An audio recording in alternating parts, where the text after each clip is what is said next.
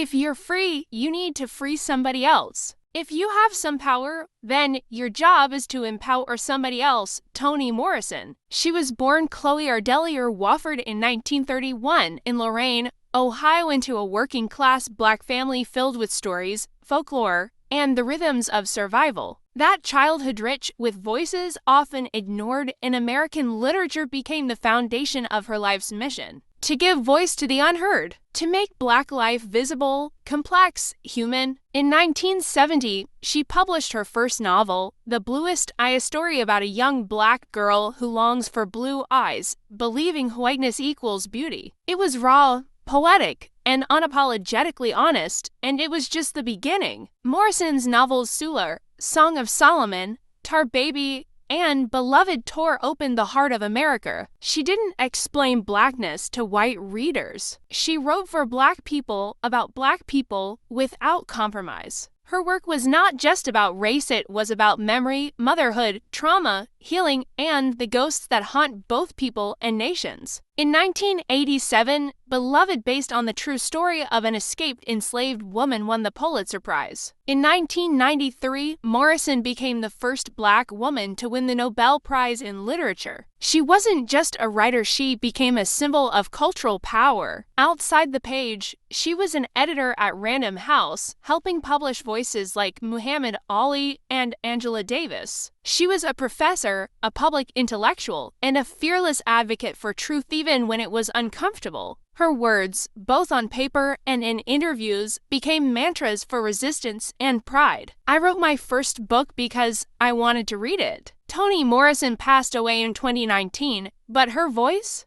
Echoes louder than ever. She didn't just write stories. She redefined whose stories were worth telling. Morrison often said that language is power not just for expression, but for survival. She believed stories could heal, expose, confront, and restore dignity. Her writing didn't seek permission. It demanded presence. It didn't ask questions like, "Can I say this?" Instead, it said, "This is how we live.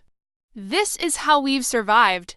This is who we are." She once said, "The function of freedom is to free someone else." And that's what she did with every page, every sentence, every word. She made people uncomfortable. She made people listen. And above all, she made people see.